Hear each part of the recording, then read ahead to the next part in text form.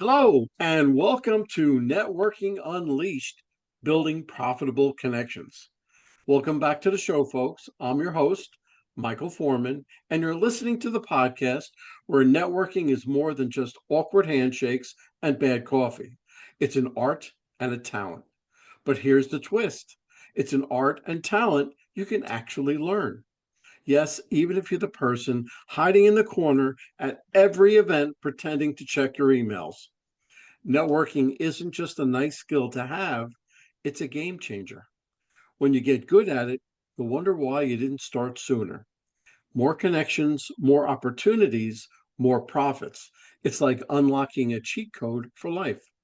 So, whether you're the life of the party or the just let me stay at home and text type, we've got something for you. So, stick around. Let's turn those awkward small talk moments into big wins. I have an amazing guest today. She is done so much for the consulting field, but let me introduce Dr. LaChelle Wieme. Did I get that correct? You Okay. did. All right. That's not bad. Starting out on the right foot. Dr. Wieme is passionate about helping people unlock their full potential. For over 15 years, she has been connecting with audiences and a motivational speaker. And for the past 6 years, she has also been guiding individuals and organizations through her coaching, business, and consulting practice. And before I butcher it even more, let me turn it over to Yeah. Dr. Wieme and let me just introduce her because you'll get so much out of it. Doctor, will you please take me off this and help me stop My rambling goodness. on? You're doing such a great job. I just got to say, I'm so excited to be here. I feel like when we are able to find better ways to connect, we can create this beautiful life of abundance. And let's just be real, Michael, money comes from people. And if we're not connecting with people, then how are we ever going to have the impact and the abundance and the ways to give back if we don't make ourselves learn the skill of relating to and communicating with other people? And so I'm going to give you guys a little bit of background because never in a million years, 20 years ago, would I have ever thought that I'd be sitting having these conversations because I was 1000% the awkward girl in the corner, comparing myself to everybody else. I hated to show up at that kind of stuff. And here I am putting myself out there because I believe so much in what it is that I do. And so, a little background about me, I actually had my formal education in anesthesia. I went to college for nursing, then I went on to get my nurse anesthesia degree, and then on to my doctorate. And was literally doing all the things that I thought I was supposed to do. We shit on ourselves every once in a while, right? And I was doing all the things, chasing the degrees, chasing all of the titles, became a professor, doing all this stuff in order to really honestly, if I had to get vulnerable with you, prove my worth to myself because I was the shy kid. I was the one who was trying to eventually try to make myself good enough. And I felt like the more that I did in the professional world, the more I was going to get there. And what happened to me was honestly divine intervention. I was introduced to an opportunity that I could start my own online business in 2016. It was something that I wasn't even on my radar. And I leaned in with curiosity. It completely changed my life because I started to recognize that there was something out there that I could do that allowed me to be challenged and fulfilled and make a difference and be the more present mom and wife. And in that space, as you guys know, anytime you put yourself into sales or entrepreneurship, you have to recognize that it's literally a personal development with a paycheck, right? And so I had to start looking inward, which is how I discovered that whole degree chasing situation was really just me trying to be good enough.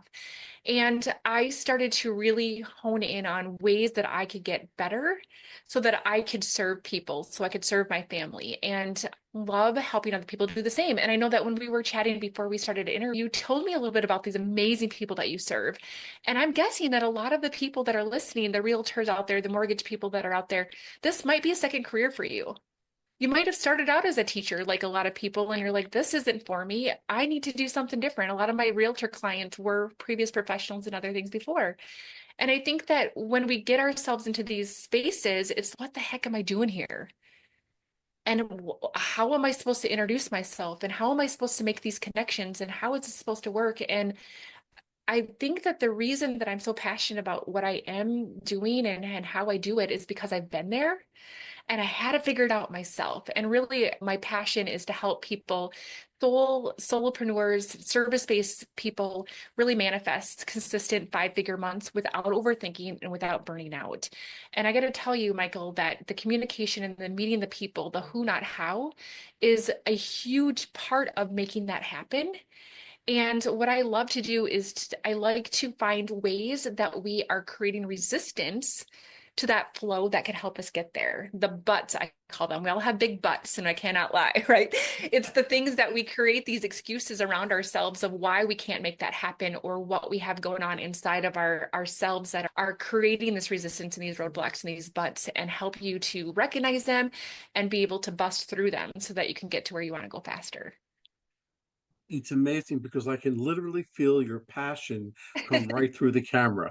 You're so passionate about what you do. And that's great because I too am passionate about networking and communication itself. So I feel your passion, and that's a wonderful thing.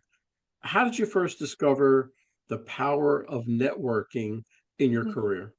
Yeah, I think that I literally was just really coachable. So when I started my journey as an entrepreneur, all of this was so different. You guys, I have to remind you that I had a career in anesthesia. If you've ever had any experience in surgery, you know that anesthesia is like pay no attention to the man behind the drape. There's like the surgery, and then there's a surgical drape, and then anesthesia is in the background, like paying attention to all of the monitors and stuff. And so I literally could spend an entire 8-hour shift not talking to anybody. And I was not used to this stuff. So I remember going to my very first networking event that was told about to me by my financial advisor. He's, hey, LaChelle, I'm doing this. This might actually help your side business. If you want to join me, you're welcome to. And I was just in, I was introduced and I was exposed, and I was like, this is interesting. These people really have some experience in business. I could really learn something from people. But gosh, Michael, like I didn't have the confidence myself. I didn't know how to introduce myself and do my elevator speech. I didn't know if I even belonged at that table. I felt awkward. Here I was. This was just my side hustle at the time. And I felt, gosh, what am I doing here? But I made myself show up anyway. And I remember just learning by listening and having people model for me and signing up for my showcase and introducing myself and being so nervous that I had memorized the entire thing a couple days before because I didn't want to mess it up. And now I can just, yesterday I got home and I had to do an impromptu to talk to somebody in California on quantum physics. And I just winged it because it's just what I do now. But at the time, that was so terrifying to me. But I started to recognize like how powerful referrals are, how powerful just learning from people who are already successful in business and what they're doing and how they could help me just by watching them and asking them questions. And was a game changer for me, honestly. That's fantastic. And you learned practice. Mhm. Networking is a skill, and Yeah. as every other skill, you have to practice. Yeah. And it's so important. And you get better and more comfortable. And you think that, okay, that's all right. I've learned enough. Yeah. And you're like, no, you have to practice more. You have to Yes. get more comfortable so you can expand what you talk about. So that's Yes. very good, very point. What's the most common misconception people have about networking? Oh my gosh. Okay, so I believe that is that they think that there are them and then there's me. They're the people, we all know them, the gregarious life of the party. They show up and everybody's listening, and they just seem like they have all their stuff together and they seem like all their words come out perfectly. And then there's ourselves who we think we are in our mind. They're like, oh my gosh, that's not me, right? I am a self-proclaimed introvert. And if you were to be more accurate, it's probably I'm an extroverted introvert because people are very surprised that I'm an introvert because I come across as somebody that's very easily articulating what I have to say and all the things. But the reality is that I had to learn that skill. It's possible to learn it. And I had to acknowledge the fact that there is not just a them and a me. There's a me who gets to start from where I am with what I have. And I get to learn those skills, and that comes through practice, just like you said, right? And so oftentimes people say, LaChelle, I'm just not that good with people. I'm not that good with words. And I tell you that if you are an introvert, you actually have a leg up. And can I tell you why, Michael? Why that's Sure, such an important? absolutely. As an introvert, you guys, we are not the life of the party, but we are really freaking good listeners. And when I was able to show up and I just came with some very basic questions, and then I just shut up and listened. And I allowed the other person to tell me about them. And guess what? They felt heard, they felt seen, they felt a connection with me because they felt like somebody was actually paying attention to them and giving them their 100 undivided attention. And they made a connection with me that made them want to continue to get to know me. I didn't have to come with all the fancy words. I didn't have to come with all of the expertise. I had to come with a few questions and just really good listening and making sure that whenever I'm in front of somebody, I am giving them my 100% undivided attention so that they feel seen and heard. And friend, when you are somebody who thinks that if you're not extroverted, then you don't have the leg up, I'm just going to tell you that oftentimes extroverted people actually don't realize that they're hurting themselves because they don't stop talking.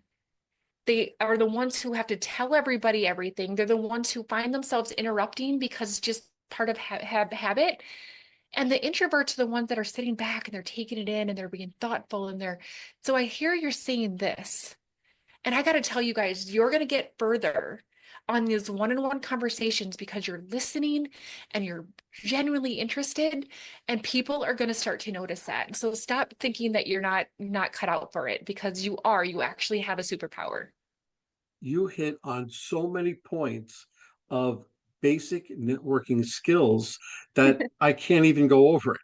But what you're saying is it's so good and so correct that because listening is so much more powerful than talking. Okay, that's first and foremost. But my next question, you pretty much answered it just now. Okay, so I'm going to ask you anyway. Can you give me three tips for effective networking at events or conferences? Yeah, so I will tell you that my secret sauce, everything that I do in my company is this intersection between quantum physics, brain science, and scripture. And I do that in order to get people fast results that is more ease and flow. Okay. Part of the intersection of brain science and quantum physics is this law of assumption. It's the acting as if it's already here, even before you see evidence of it. And so what this means is when you're going into this networking event, we've already talked about one of my tips, which is just being a really active listener. You would let the other person feel like they're the most important person in the world, and they will 100% not forget you. Okay. With that aside, what I want you guys to do is I want you to show up and I want you to act as if you were already the person that is 5 years down the road that has already accomplished everything that you set out to do. It is not what we do, friend. It is who we are while we do it. It's the posture in which we show up. So even before I knew what the hell I was doing, I had to pretend in my mind that I did. And I know that we say fake it till you make it and blah, blah, blah. We can make all of these like cliches.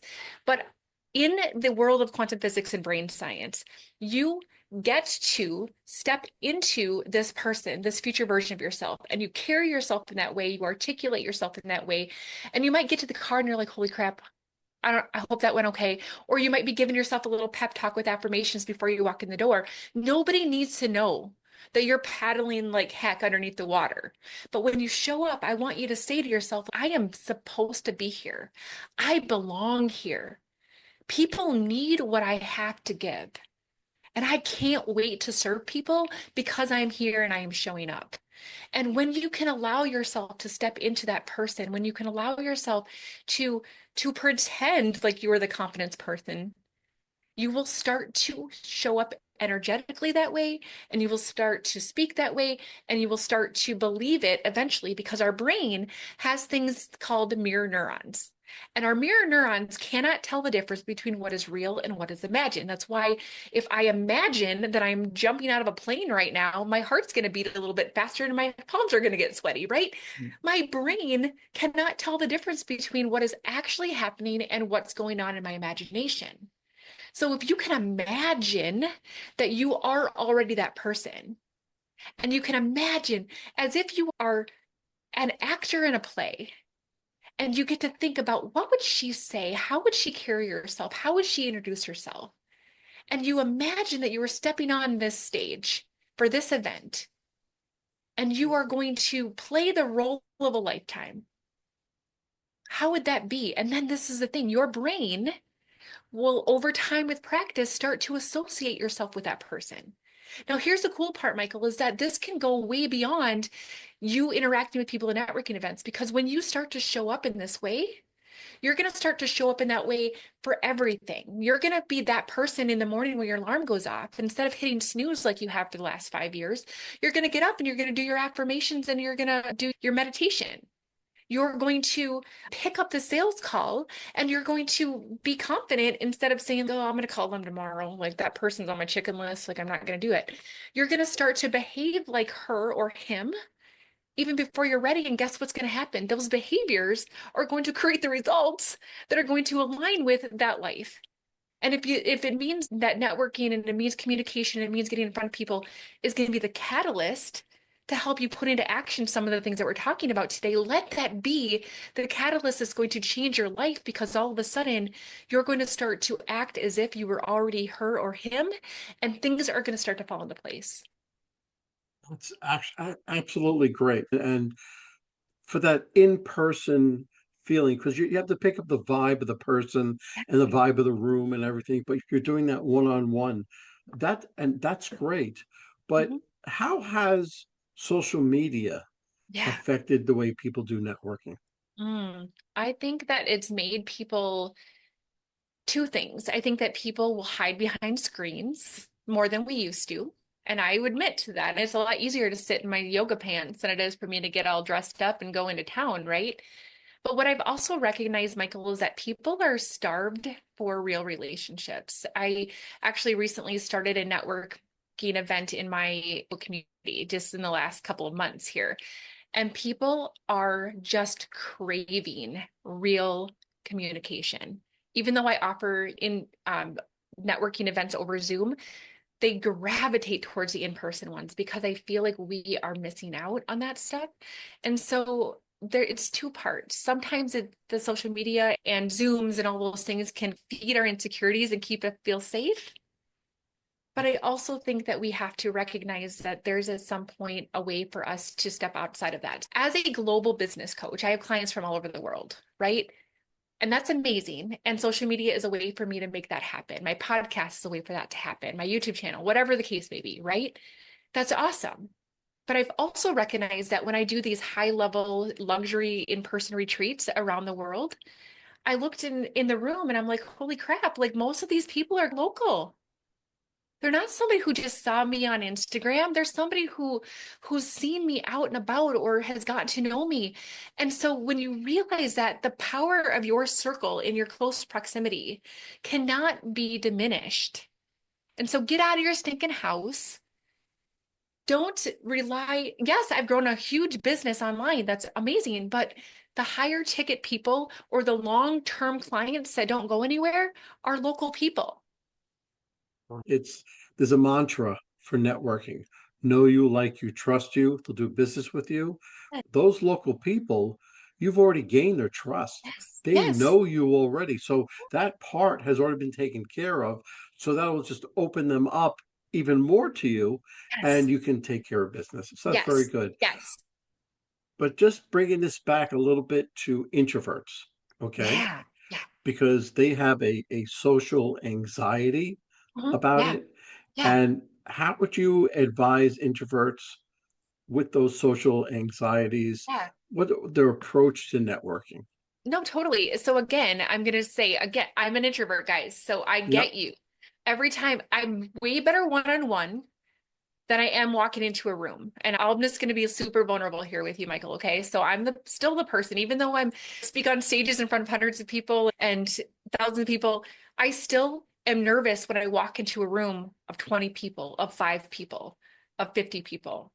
Because in my mind, the old part of my habits come back in and say, oh, gosh, like what if nobody talks to me?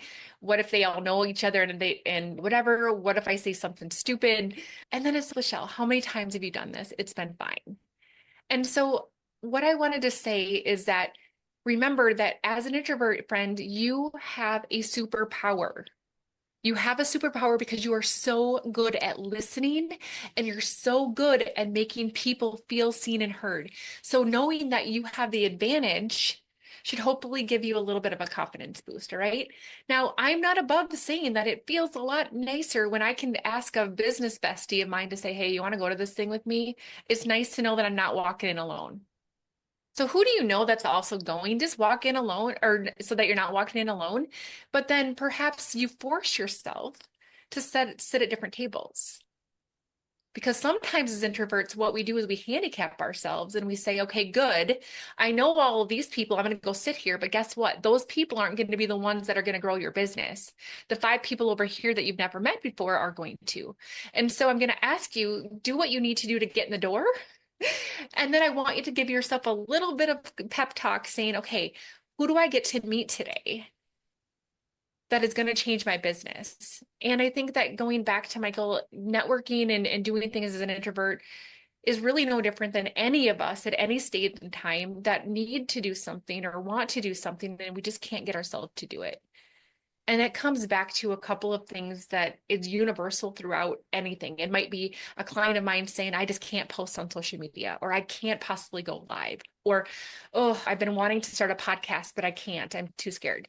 None of those things are really that different because they require us to have to step into something, right? So I would say there's a couple of things that can help. Number one is I want you to think about why the heck are you doing this in the first place? Because if you can make it more about something outside of you than yourself, if you can make the reward bigger than the pain of having to go and do something scary, it's going to get you over that hump, right? Mel Robbins has this great book, 5 second rule. 5, 4, 3, 2, 1, just do something brave real quick, right?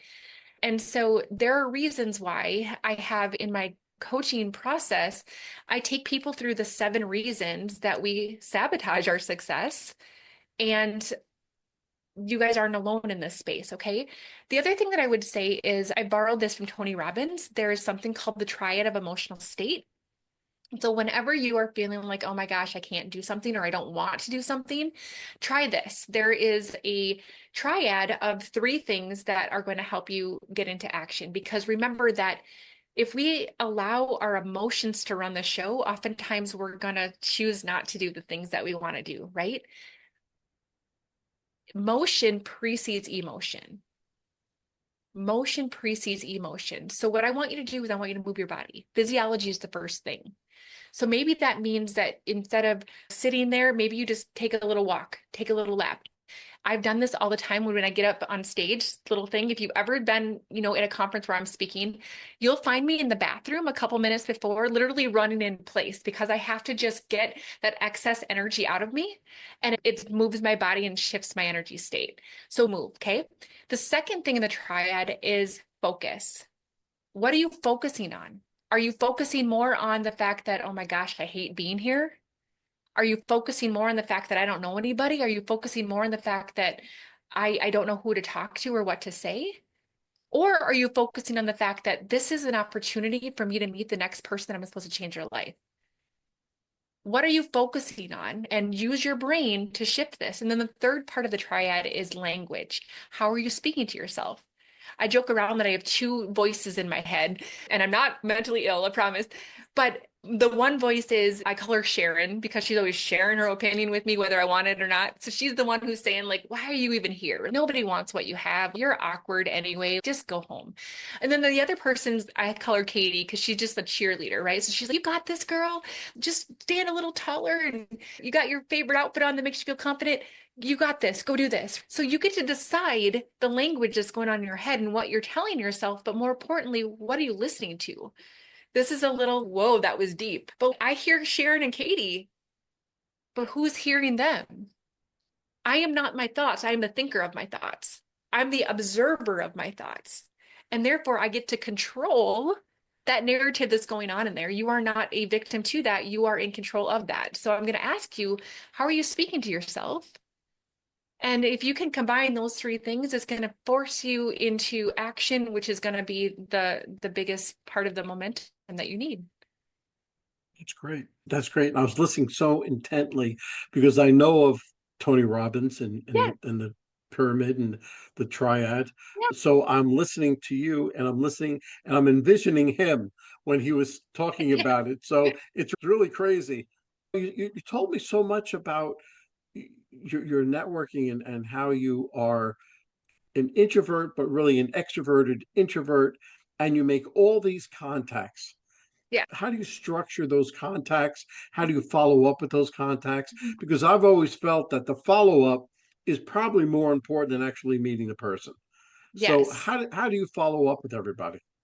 Yeah, so I do have a system. I have a CRM, a client relations manager that I put things in and put notes in. I would say just find a system that works for you. Some people do really well with just having a book of business cards. Some people do really well with just a simple spreadsheet. Some people do really well with a formal CRM. Whatever the case may be, let it be a system.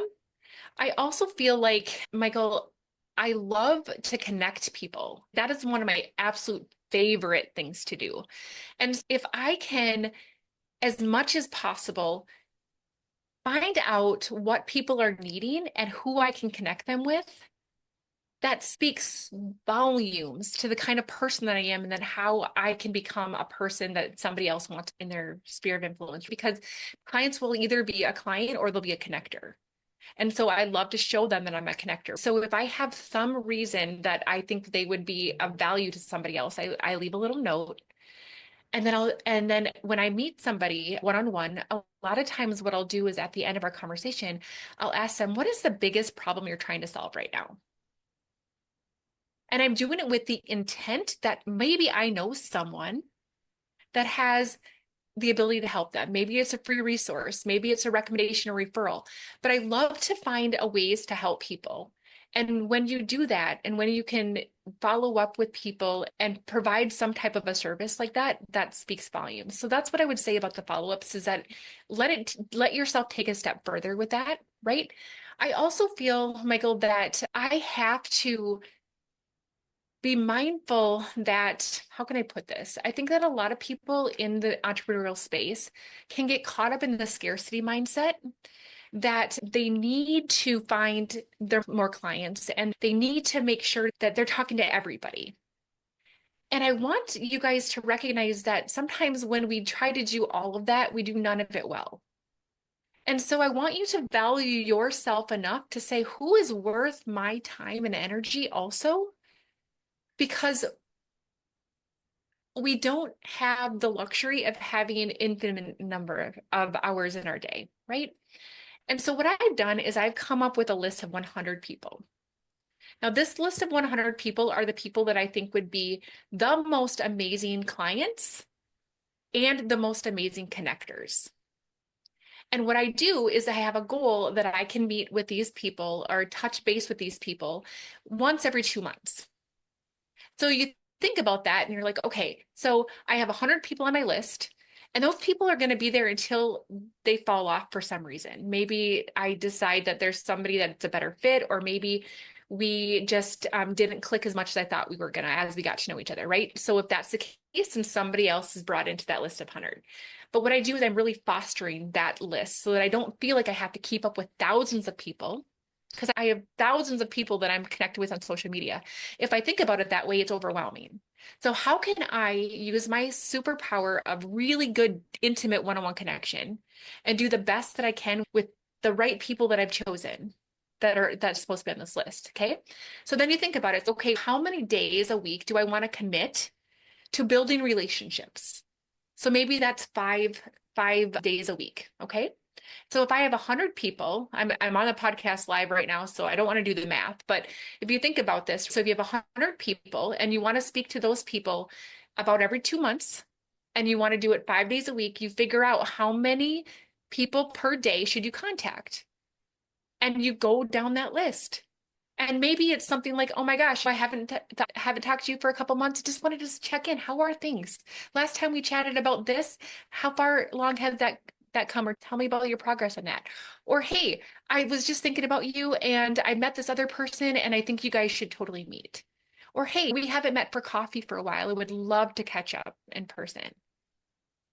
And so when you make an intentional process to be able to build relationships, oftentimes, again, people are so caught up in the numbers. And I've been in a situation where I felt like a number, and that feels crappy. But when I can build really solid relationships with people that are going to continue to send me people or going to continue to connect me with people or who are going to just be amazing people for me to serve, and I get to do it really well, that feels good. Does that make sense? Absolutely. Yeah, absolutely. One thing you have to remember when you go to network is that you are a problem solver. You Yes. are looking out for whomever you're speaking to. Yeah. And one thing that I've always used when I'm at a Mhm. networking table and I'm finding out the people and Yeah. everything else, Yeah. I say, you know what? You've done such a good job. I like the way you do business. How can Mhm. I make you more successful? Yes. How can I be that great referral source for you? Even Yes. before they know what I do. Yeah. You're always looking to give, always looking to solve that problem. And that's Yes. a great way to be, to think, and you're so much happier Yeah. because of it. Yeah, absolutely. And something that you just said made me think of this, and I'm just going to point this out because I think it's powerful. So yesterday I led this networking group that I have in my local community, and we had a little extra time. So I impromptu just said, "Hey, I want you to tell us when you're introducing yourself. I want you to tell us why you got into this industry. Just tell us why, well, why did you become a realtor after you've been a teacher for 23 years? Why are you doing financial advising?" It was unbelievably powerful. I had the financial advisor stand up and she's, you know what? I was a single woman and I left my financial advisor's office more confused than I was when I got there. And I have made it a commitment of mine to educate women specifically so they feel empowered to make financial decisions. That's why I do what I do. Guess what? Every single person in that room thought about the woman who's recently divorced, who needs help with their finances, who knows that they're going to be taken care of by this particular woman. So when you're going into these things, ask people, tell me, why are you doing this? How did you get started in this? And allow for their story. It's not just, hi, I'm Bob and I sell insurance. I'm Bob. And you know why I got into insurance? Because my son got sick. And I realized that nobody would insure us. And I decided that I wanted to be of service to other families who are in this situation. Guess what? Every single family that you think of that might have a sick kid, you're going to be like, hey, you need to talk to my friend Bob here. And you become less of a number and you become more of a person who has the interest of others at heart because they've gotten to know you as a person. And I promise you guys, you're going to start to see massive changes in your business, in the relationship that you have, the referral base that you have because you're real. And I mentioned posture before. It's not about becoming fake. It's about being the best version of you that you can be. There's a difference. There's a difference. And does that make sense, Michael, or do you need me to go into that? No, it makes perfect sense. It makes perfect sense.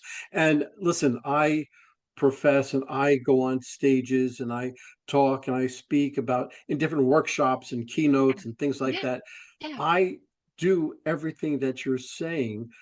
You explained it to the nth degree. Okay. I don't go into it that much. I learned so much just by listening to you, and you're so well educated and so knowledgeable, and you are proof that you can have all this knowledge, but you never stop learning. You never stop learning and finding out from people whatever little tidbit you can pick up from a person, the better. But it sounds like you're doing a fantastic job, and I can't thank you enough. If anybody would like to get hold of you, what's the best way they can get hold of you? yeah. So even though my name is complicated to say sometimes, so LaChelle Wieme, I've done it a simple way to find me is just my name. So you guys can find me at LaChelle Wieme on all the social media channels. So LinkedIn, Facebook, Instagram, YouTube. My website is lachellewieme.com. You can find me if you Google my name, my podcast will come up as well. I just want you guys to know that if there's any part of this communication part that you're like, gosh, dang it, I know this is all this stuff I know, but I can't get myself to do it. I want you to know that I believe in you. I believe in you because I was you. And I want you to know that you are meant to do amazing things, that you are in your perfectly divinely appointed place because of the passions that you have, the skills that you have, your interest, the things that you've gone through in your life and had to overcome. Your personality traits are all uniquely blended for just a time as this. And you get to show up in this space, and people are literally praying for you specifically to help them. And I want you to get out of your own thinking way. And I want you to allow yourself to show up because at the end of this lifetime, I don't want any of us to think back and say, I wish I would have tried harder, or I wish I would have gotten out of my own head. It's time, guys. It's time for us to step up and to do all the things that we are meant to do in this planet and to help each other there along the way. And I know that communication is the best way to build relationships and to keep relationships. And I'm so grateful, Michael, for your podcast, the message that you have, and giving people the skills in order to get there.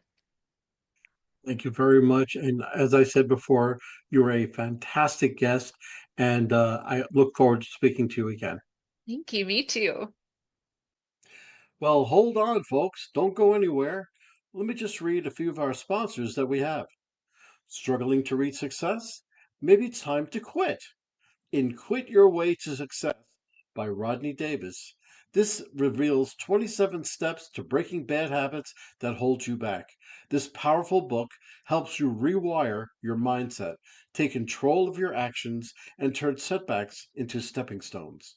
With real life examples, motivational quotes, and actionable lessons, especially for sales professionals, you'll gain the tools to quit, what's stopping you, and start winning. Transform your future today. So Quit Your Way to Success by Rodney Davis, available now on Amazon. And this is a nonprofit called Revved Up Kids. This is something I believe in wholeheartedly. Revved Up Kids is on a mission to protect children and teens from sexual abuse, exploitation, and trafficking. They provide prevention training programs for children, teens, and adults. To learn more, go to revvedupkids.org. That's REVVEDUPKIDS.org. Well, that's a wrap, folks. A huge thank you to our special guest for sharing such incredible insights today. And of course, a big shout out to you, our amazing listeners, for tuning in and spending your time with us. Remember, networking isn't about being perfect, it's about being present. So take what you've learned today, get out there, and make some meaningful connections. If you enjoyed this episode, don't forget to subscribe, leave us a review, and share it with someone who could use a little networking inspiration. Let's keep the conversation going. You can find me on Apple, Spotify, YouTube, or my website, michaelaforman.com. Remember, until next time, keep practicing, keep connecting, and keep building those relationships. This is Michael A. Forman signing off. Take care and happy networking.